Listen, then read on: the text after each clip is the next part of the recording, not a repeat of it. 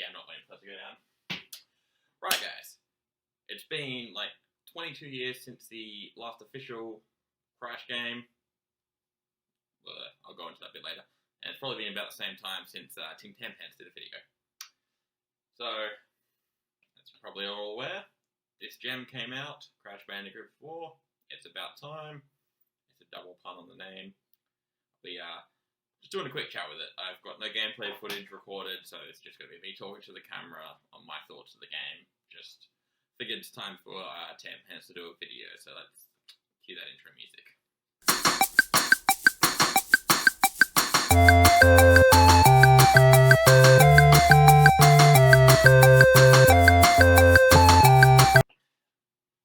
Right, as I said before, 22 years ago, Crash Bandicoot 3 Warped came out, very positive, and there has been a handful of other games progressively getting worse and worse according to reviews.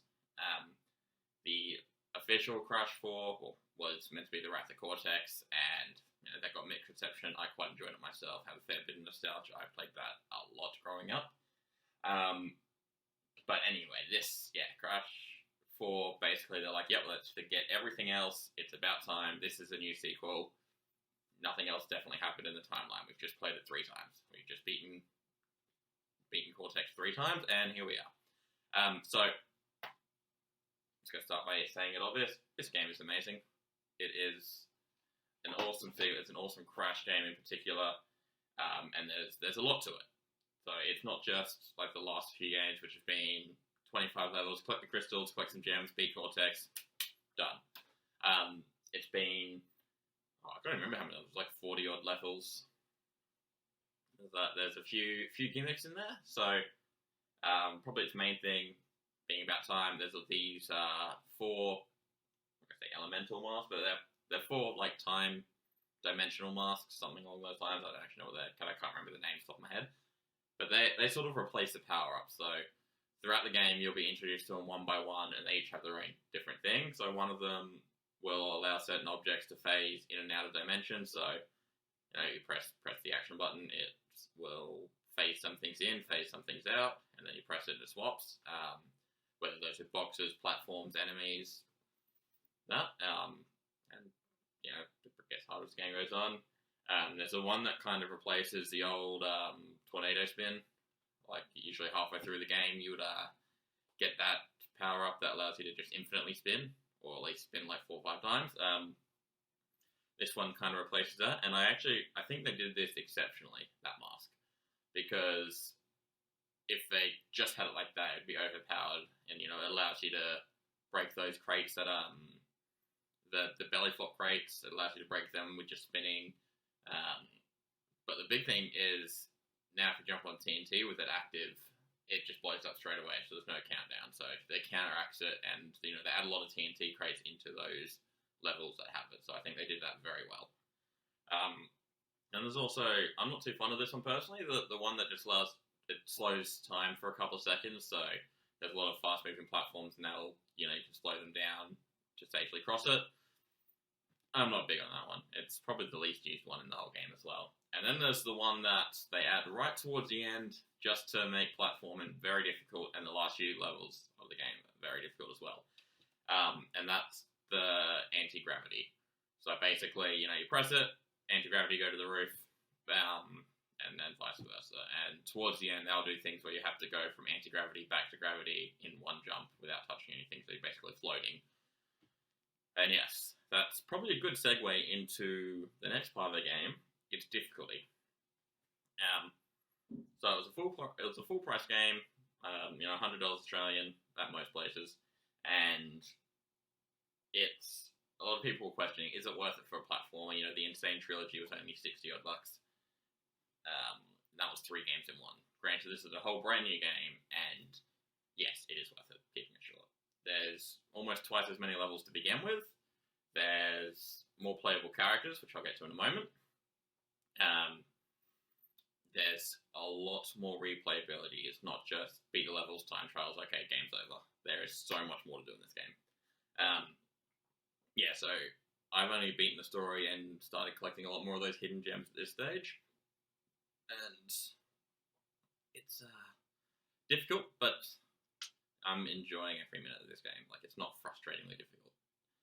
That does bring it to the next one. It's difficulty. Much like other Crash games, the first couple levels are a breeze. They get you into it, you're on the Wumpa Islands, and it's just a good little introduction level into the platforming, a few basic enemies, Mako Waka masks, checkpoints, normal boxes, a bonus platform, everything you would expect from a normal Crash game.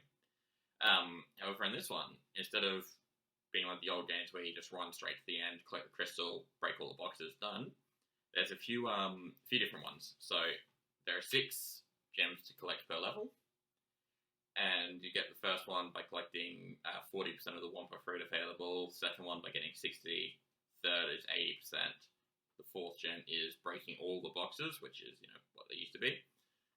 Fifth one is by dying less than 3 times in the level, which is easy to begin with, but it gets hard. And the last one is there's a hidden gem somewhere in the level, which some of them are hiding in plain sight, and some are hard to find.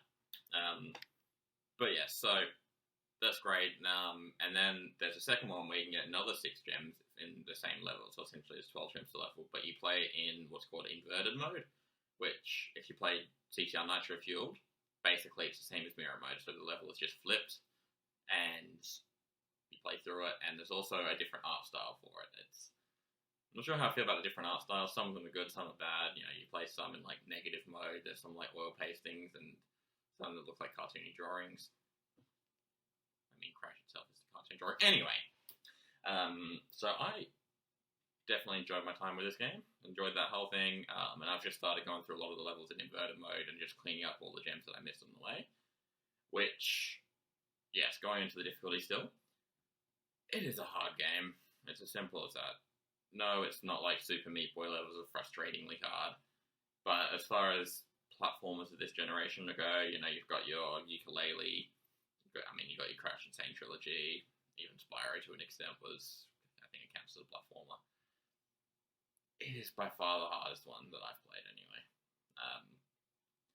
Particularly towards the end of the game, as with the masters I mentioned, there are 3 or 4 masters using all of them in quick succession. You have to quickly translate between one to the other, and it's just, yeah. Now the only part that I do dislike in the difficulty section are getting all boxes in all levels. Yes, back in the old days in the original trilogy, there were, a few boxes hidden off screen, but usually there was like something different. So like, there's a few Wumpa fruit to the side, or a platform just looked really odd, and so it kind of incited you, let's just have a look, see what's on the side there. Like an example, there was that hidden platform behind that weird staircase of Nitro crates back in Crash 2. Like, that's... normally I wouldn't jump on Nitros, but these ones looking different and things like that. Whether with here, there's just boxes hidden off screen that you just would not expect. Like, you're looking through every nook and cranny, and you're still missing 20 odd boxes. It's like, where are these? And they're hidden. Good example of that is, I can't remember the level name now. I think it's Run It By You, where you start on top of the staircase, you go down then to a jet board, but there are boxes hidden in the staircase parts that you can't see, and it's just like, as you're taking a step down, you would not touch that ledge where they are, and it's just like, why? Or you've got a side-scrolling section, and then suddenly there's one small section where you can jump towards the screen, and there's 3 boxes hidden back there. I'm not a fan of how they hit a lot of the boxes. Like, yes, some, but some of them it just feels cheap and just not very well hidden, or too well hidden, I should say. So yeah, I didn't like that, and I'll get into that in a second. There's one other thing I don't like, but I'll get to that later. So yeah, just on the difficulty, it's usually, for the most part, it's a fair difficulty. And all the new gameplay mechanics, they introduce them fairly, and they're fine. Like, there's a few vehicle sections. This has always been a staple of Crash. The atmosphere sort of returned. I'd actually almost agree it's not as good as it was in the Wrath of Cortex. Like, it just controls a lot stiffer, but you're only in it like twice for a very small section, so no complaints on that. There's a lot of rail grinding and jumping and ducking and phasing things in out of distance on the rail grinds. They are very good. Some of them get very challenging, but they are awesome. I love those parts of the game. What else is there in terms of different gameplay mechanics?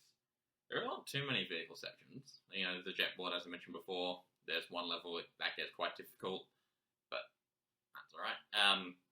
But the other big thing in the changing of gameplay, instead of having 20 different vehicles like Wrath of Cortex did, this one has different characters you can play as. There's four side characters. So apart from obviously Crash, and you can just phase between him and Coco between whenever you want. You can also play as Cortex. He's introduced later in the game. You can also play as Dingodile, and you can play as Torna. Yes. Crash's girlfriend from Crash 1, that's only other appearance has been Crash Nitro Fueled. She's back. But it's not her, it's a different dimension version of her. Spoiler alert. Anyway, you find that out very early in the story. So yeah, I went into the game completely blind. I avoided as much of the trailers, and I did not play the demos because I just wanted to experience it fresh when it happened. And like I say, playing the different characters, for the most part, is really good. It breaks the gameplay up in a much better way than previous Crash games did with all the vehicles. And it's just a fun game. Like, it's just fun to play, you know? Cortex has his own thing. He can't double jump like Crash, but he's got like a ray gun that allows him to phase into, or like teleport almost, like a short gap. Yeah, he's also got a ray gun that can turn enemies into platforms, which is quite good to use. And, you know, if there's an enemy in a weird place, double shoot it and it becomes a bouncy platform, and there's usually a hidden box or something up there, which is, you know, a good example of hiding some crates away as opposed to the examples I gave earlier. But then Dingodile also, he plays really cool.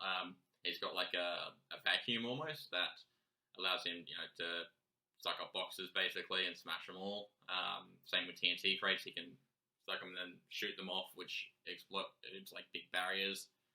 And he doesn't have a double jump, but he's got this like hover type thing where if you hold down jump, he will glide for a few seconds, which I thought was really good. Again, good breakup of the gameplay. Now, this is the part I was, teasing before.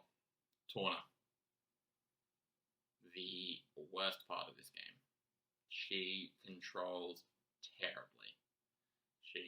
She can double jump like Crash, but her hitbox is awful, her platforming is terrible, and her attacking is terrible. She's got like this weird rope thing, like a lasso. Yeah, good luck using that well. There are boxes and enemies to the side of the thing, up to the side of the screens where you're supposed to shoot. It has the worst hit detection. You're looking directly straight at a box, and it'll shoot to the side where it hits nothing, and then you'll die. Or there's a few levels where there are some tricky platforming, so like, you're over a bottomless pit and there's a handful of boxes and there's a box for you to shoot right at the end. You'll jump across them, you have one chance to shoot it, you're looking directly at it, you'll miss. Yeah, Torna is by far the worst part of this game, but it doesn't ruin it, she only has a couple levels. I'm okay with saying that. The boss fights, massive improvement on previous games, I'll say that much. I don't want to spoil too much. That's mostly what I have to say about this game. The boss fights are really good. Few twists and turns, so I'm not going to spoil too much of the story for you all. Yes, that will segue into next thing. The story. Yes, obviously it's a Crash game. The story is not the most important thing. The important thing is the challenging platforming and the gameplay and how it feels. The story is really good. For a Crash game, they take what's been done in the previous 3 games and expand on that in a really, really good way. So that's all I'm going to say on the story with that. I don't know if that's anyone. Yeah, if you haven't told, no, words. If you can't tell, I'm doing this completely unscripted. I just want to talk about how I feel about this game. There's a few other mechanics. So there's a few like multiplayer type things on split screens. So like pass and play, which me and my sister used to do when we were playing Crash games anyway, where you have a life basically. If you die, swap the controller. This is kind of just an official way of playing that, where it's like, no, I shouldn't have died, so it's still my turn. But yeah, it's good play. I'm sure the younger folk with siblings will enjoy that section. And yeah, there's similar things where there's points where like certain crates are worth points, and go on from there. I haven't touched the time trial relics yet because they're going to be hard. tell you that. And oh yes, getting the platinum trophy on this game. I'm going to do it. I'm saying it on camera. I will do it. Not going to be easy. I've played quite a lot. I've got a lot of difficult stuff left to go. Probably the hardest thing though is to go alongside the time trial relics. There's the insanely perfect relics on each level, which requires you to get all of the previously mentioned 6 crystals. 6 gems without dying, which is difficult as you get later into the game.